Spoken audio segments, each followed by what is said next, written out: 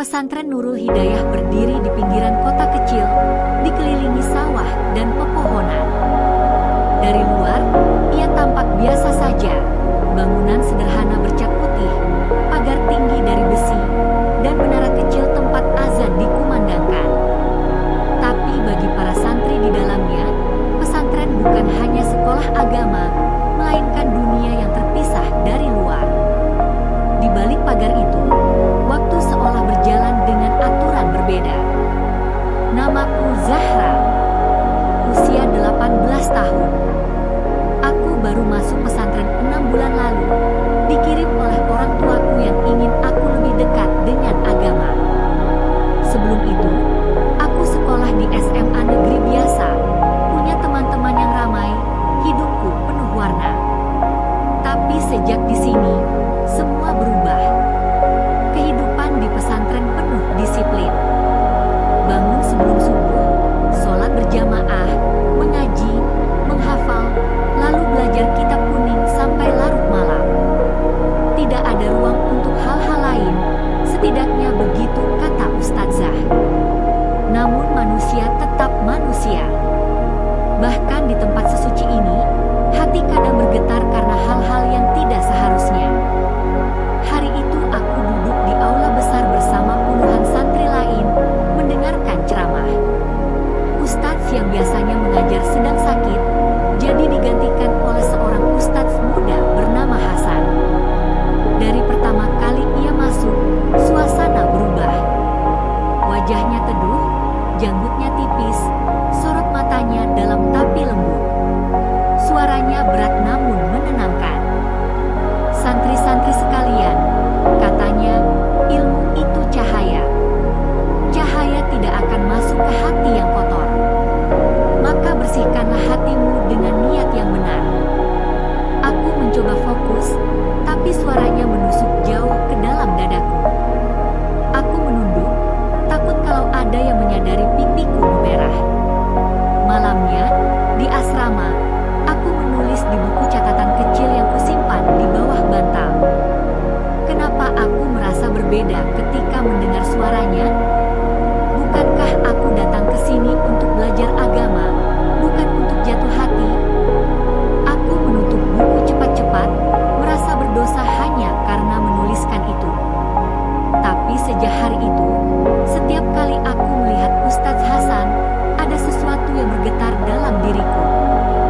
Hari-hari berikutnya, aku semakin sering memperhatikan. Ia tidak banyak bicara di luar kelas, tapi selalu menunduk ketika berjalan melewati santri putri. Namun sesekali, aku menangkap tatapannya yang sekilas mengarah padaku. Aku tidak tahu apakah itu kebetulan atau bukan, tapi setiap kali terjadi,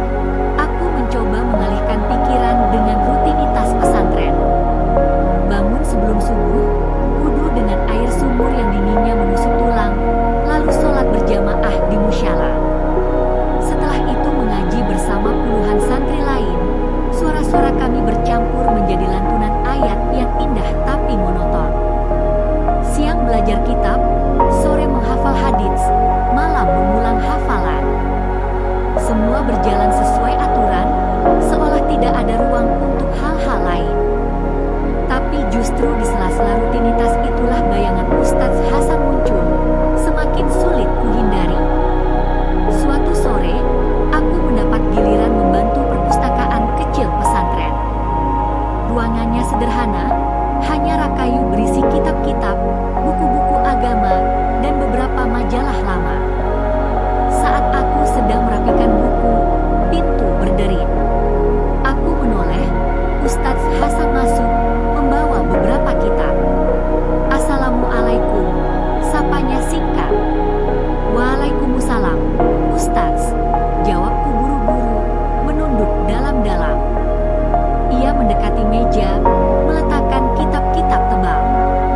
"Ini perlu diperbaiki jilidnya, Zahra. Bisa kamu catat?" Aku mengangguk, mencatat dengan tangan gemetar. Aroma wangi kayu cendana dari bajunya kembali menusuk indraku. Untuk beberapa detik, kami berada di ruangan itu hanya berdua. Suasana sunyi, hanya suara kertas disusun. Aku merasa jantungku begitu keras berdetak, sampai-sampai aku takut ia mendengarnya. "Zahra," katanya tiba-tiba, "kamu betah di pesantren ini?" Aku kaget dengan pertanyaan itu. "Alhamdulillah, betah, Ustadz." Ia menatapku singkat, lalu tersenyum. "Kalau ada yang terasa berat, ingatlah, semua ini jalan untuk mendekat pada Allah." Aku mengangguk, tapi hatiku berbisik. Kenapa justru di sini aku menemukan sesuatu yang membuatku semakin jauh dari tenang? Malamnya, aku menulis lagi di catatan kecilku. Aku semakin takut dengan diriku sendiri. Setiap kali melihatnya, aku merasa hidup. Tapi bukankah di pesantren seharusnya aku mematikan hawa nafsu, bukan menyalakannya? Apa yang harus kulakukan dengan perasaan ini?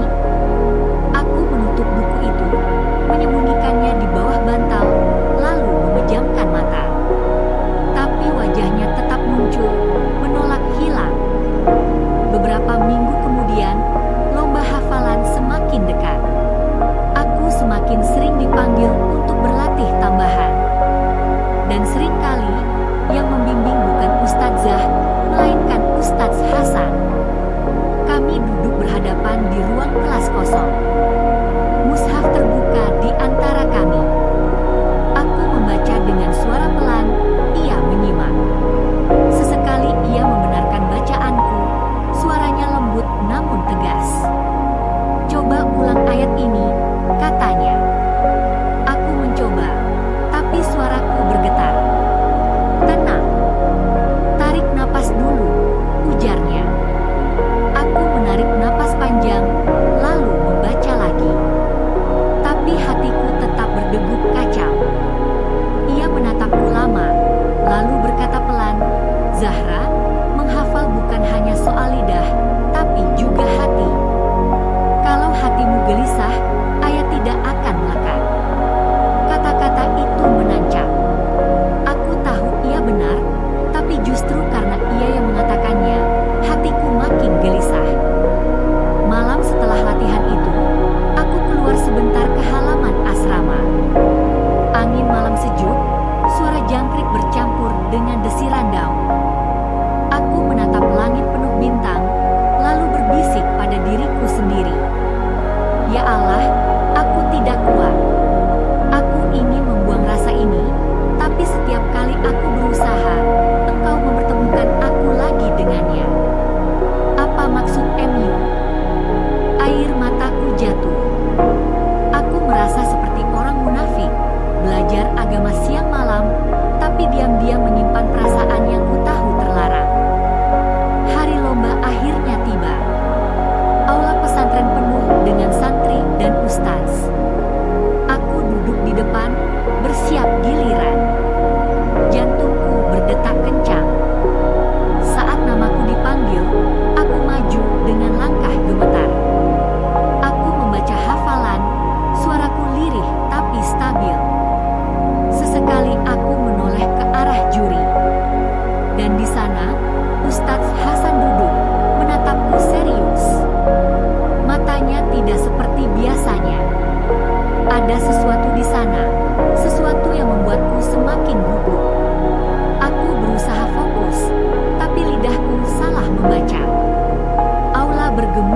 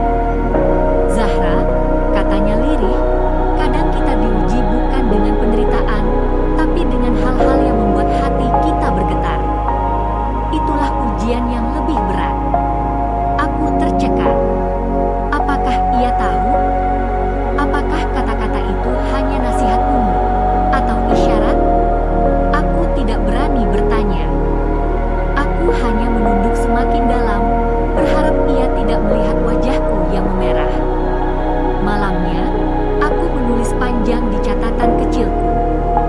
Aku semakin yakin ia tahu sesuatu. Tapi kenapa ia tidak menegur? Kenapa justru kata-katanya membuatku semakin terikat? Ya Allah, jika ini dosa, mengapa kau biarkan aku merasa seolah ia juga merasakan hal yang sama? Tanganku gemetar saat menulis. Air mataku jatuh membasahi halaman. Aku menutup buku cepat-cepat, lalu bersembunyi di bawah selimut, menangis tanpa suara. Sejak lomba hafalan itu, suasana batinku semakin tak karuan. Aku memang berhasil melewati ujian, tapi bukan hanya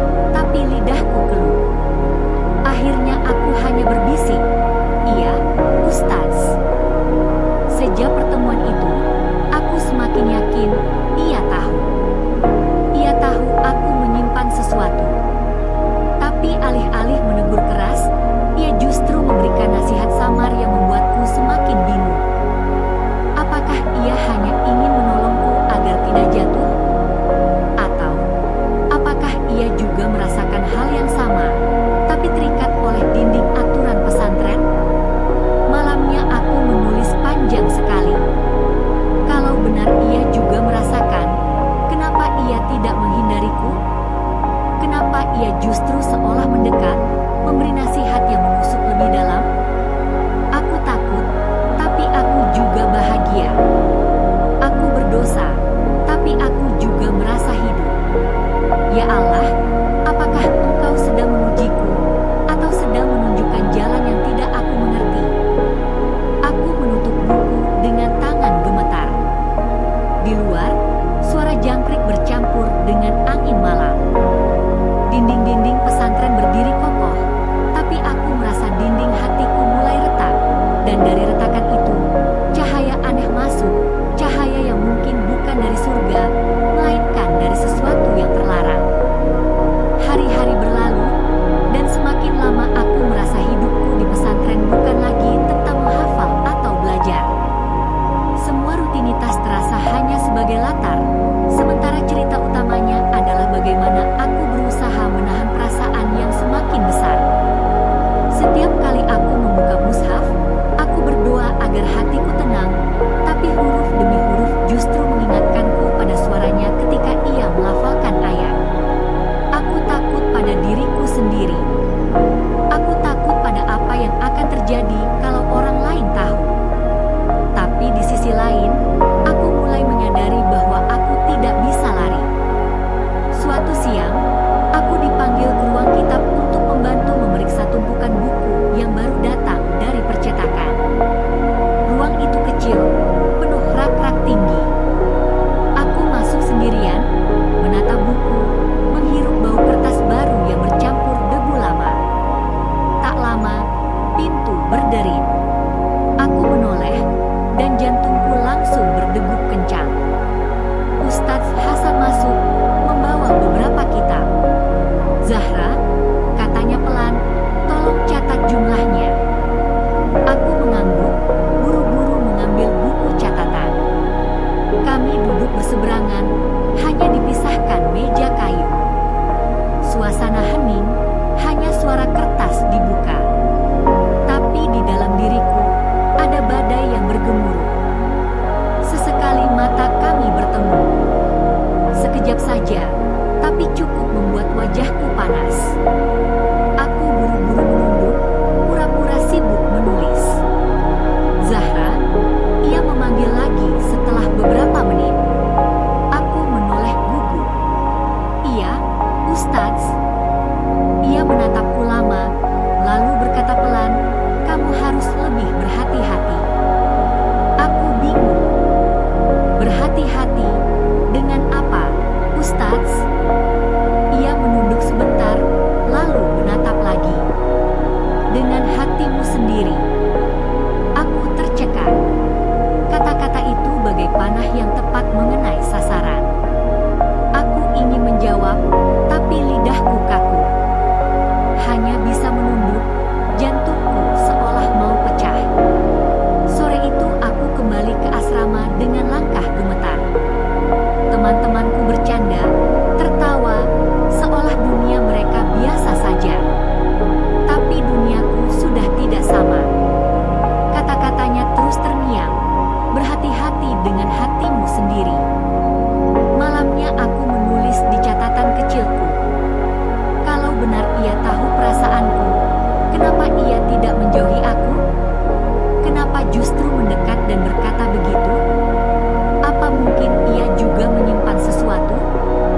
Atau hanya ingin mengingatkanku agar aku tidak jatuh lebih dalam? Aku menutup buku itu dengan air mata yang menetes. Beberapa hari kemudian, saat pengajian malam, aku duduk di barisan belakang. Aku sengaja menjauh, tidak ingin menatap ke arah depan. Tapi suaranya tetap sampai, masuk begitu dalam. Setelah kajian selesai, para santri berhamburan keluar. Aku berjalan pelan, tapi tiba-tiba sebuah kitab jatuh dari tanganku. Saat aku membungkuk, seseorang juga membungkuk dari arah berlawanan. Tangan kami hampir bersentuhan. Aku menoleh, Ustadz Hasan.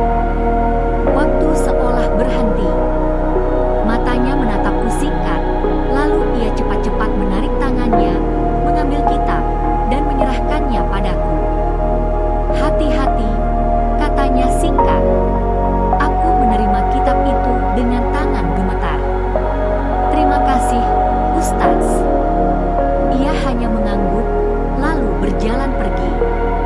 Tapi detik singkat itu terasa seperti sebuah rahasia besar yang hanya kami berdua pahami.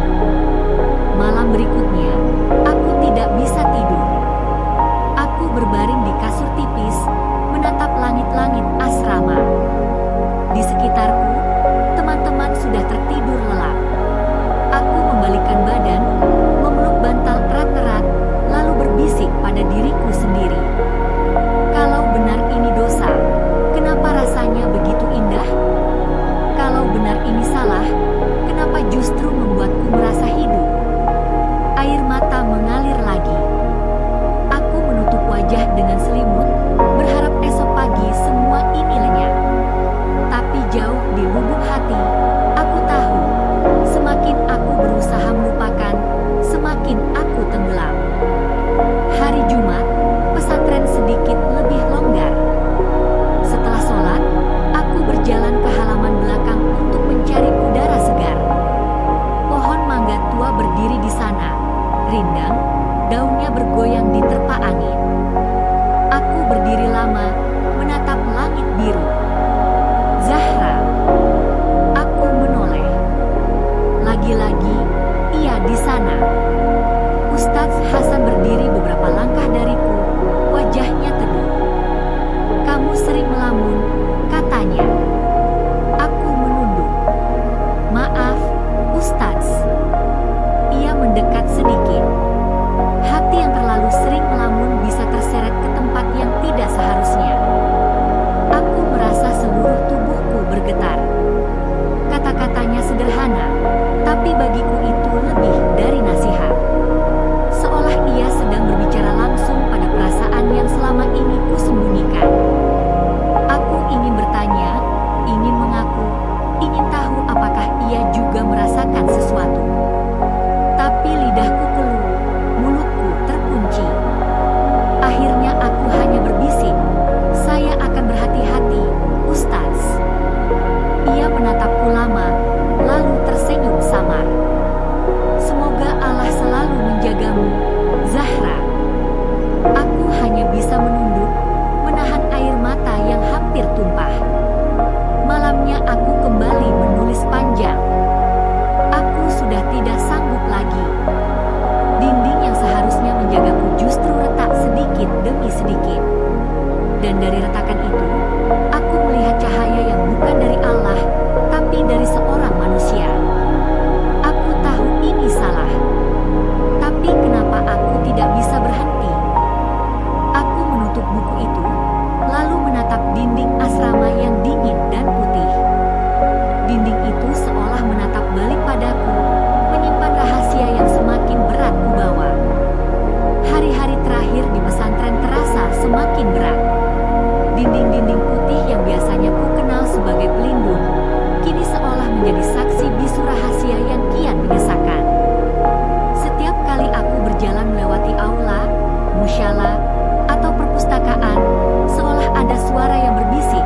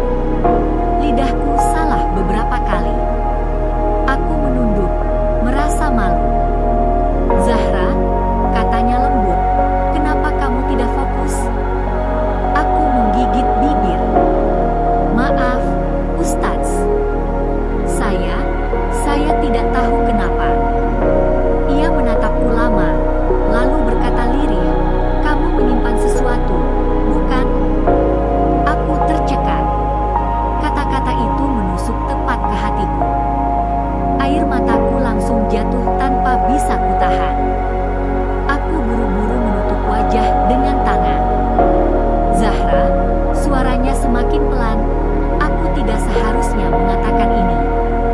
Tapi aku juga manusia. Aku tahu apa yang kamu rasakan, karena aku pun merasakannya. Aku menurunkan tanganku perlahan, menatapnya dengan mata basah. Ustaz. Ia menghela napas panjang. Ini salah. Sangat salah. Tapi aku tidak bisa terus berpura-pura. Suasana hening. Hanya suara kipas angin tua yang berdecit.